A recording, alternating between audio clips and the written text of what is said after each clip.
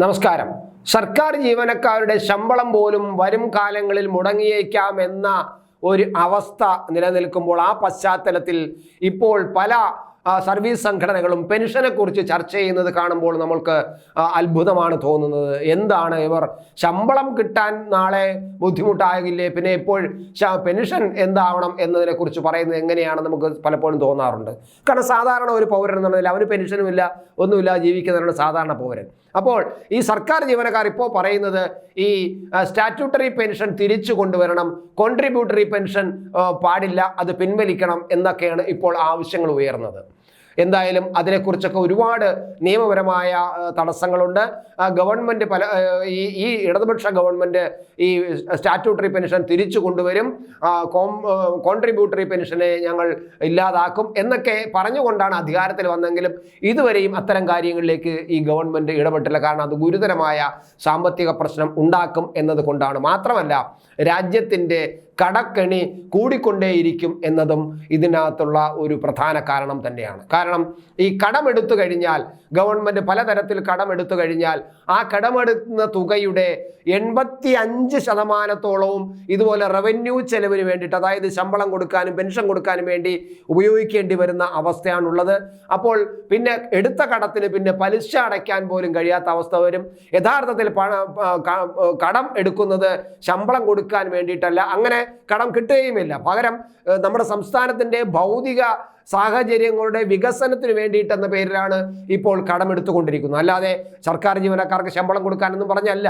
അപ്പോൾ നമ്മുടെ ഇൻഫ്രാസ്ട്രക്ചറുകൾ, ഡെവലപ്മെൻറ്റ് പ്രവർത്തനങ്ങൾ നന്നായിട്ട് കൊണ്ടുപോവുക, രാജ്യത്തിൻ്റെ വികസന പ്രവർത്തനങ്ങൾ, സംസ്ഥാനത്തിൻ്റെ വികസന പ്രവർത്തനങ്ങൾ കൂടുതലെത്തിക്കുക എന്ന ഉദ്ദേശത്തിലാണ് കടമെടുക്കുന്നത്. ആ കാര്യം പറഞ്ഞാണ് കടമെടുക്കുന്നത്. അപ്പോൾ യഥാർത്ഥത്തിൽ ആ പണം എടുത്തുകൊണ്ട് വന്നു കഴിഞ്ഞാൽ ചെയ്യുന്നത് അതിന് 85% സർക്കാർ ജീവനക്കാർക്ക് പെൻഷനും ശമ്പളവും കൊടുക്കാണ് മുടക്കുന്നത്. ഇത് വളരെ അപകടം ചെയ്യും. അതിൻ്റെ കൂട്ടത്തിൽ ഈ കോൺട്രിബ്യൂട്ടറി പെൻഷൻ തന്നെ കൊണ്ടുവരണം, അല്ലെങ്കിൽ സ്റ്റാറ്റ്യൂട്ടറി പെൻഷൻ തന്നെ വേണം, കോൺട്രിബ്യൂട്ടറി പെൻഷൻ വേണ്ട എന്ന് പറഞ്ഞാൽ അത് കൂടുതൽ സാമ്പത്തിക പ്രശ്നം വരും. മാത്രമല്ല, RBI ഇക്കാര്യത്തിൽ വളരെ കർശനമായ നിയന്ത്രണങ്ങൾ നടത്തുന്നുണ്ട്. RBIയുടെ നിയന്ത്രണങ്ങളെ പാലിക്കാതെ അതിനെ തരണം ചെയ്തുകൊണ്ട് മുന്നോട്ട് പോകാൻ നമ്മുടെ ധനകാര്യ വകുപ്പിനും കഴിയില്ല. അതാണ് അവസ്ഥ. മുദ്രാവാക്യം വിളിക്കാം, തിരഞ്ഞെടുപ്പ് പ്രകടന പത്രികയിൽ ഞങ്ങൾ പെൻഷൻ, പഴയ പെൻഷൻ കൊണ്ടുവരും, അല്ലെങ്കിൽ കോംപ്ലിമെന്ററി പെൻഷൻ കൊണ്ടുവരും എന്നൊക്കെ പറഞ്ഞെങ്കിൽ പോലും അത് സാധ്യതയില്ല.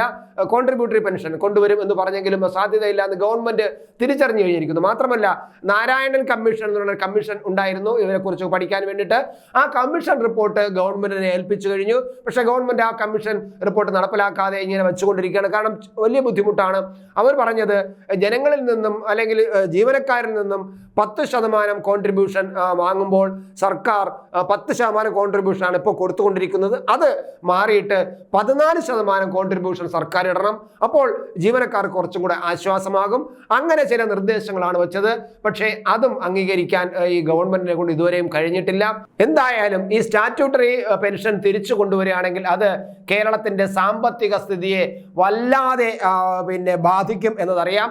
2006 വളരെ ഉയർന്ന തരത്തിലുള്ള ഒരു ശമ്പള സ്കെയിൽ അല്ലെങ്കിൽ ഒരു സാലറി ഡെവലപ്മെന്റ്സ് കൊണ്ടുവരുന്നത്. 2005 മുമ്പുള്ള കണക്കുകൾ നമ്മൾ നോക്കിക്കഴിഞ്ഞാൽ ഇവരുടെ പെൻഷൻ ന്യായമായിരുന്നു. കാരണം 2005 മുമ്പ് ജോയിൻ ചെയ്തവർക്ക് അവർ റിട്ടയർ ആകുമ്പോൾ അവർക്ക് ആകെ കിട്ടിക്കൊണ്ടിരുന്നത് വെറും 30,000 രൂപ ശമ്പളമൊക്കെയാണ് റിട്ടയർ ആകുമ്പോൾ കിട്ടുന്നത്. എന്നാൽ 2006 കഴിഞ്ഞ് ജീവനക്കാർക്ക് കിട്ടാൻ പോകുന്നത്, ഈ റിട്ടയർ ആകുമ്പോൾ അവർക്ക് കിട്ടാൻ പോകുന്നത് ലക്ഷങ്ങൾ ശമ്പളമാണ്.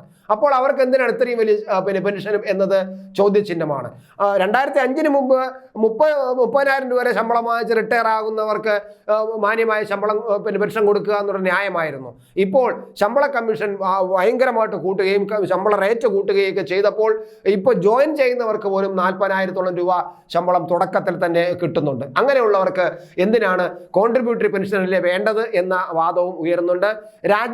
സംസ്ഥാനത്തിൻ്റെ ഇപ്പോഴത്തെ സാമ്പത്തിക സ്ഥിതി വെച്ച് നോക്കുമ്പോൾ സ്വാഭാവികമായിട്ടും ഈ പറയുന്ന സ്റ്റാറ്റ്യൂട്ടറി പെൻഷൻ കൊണ്ടുവരിക എന്നത് അസാധ്യമായിരിക്കും.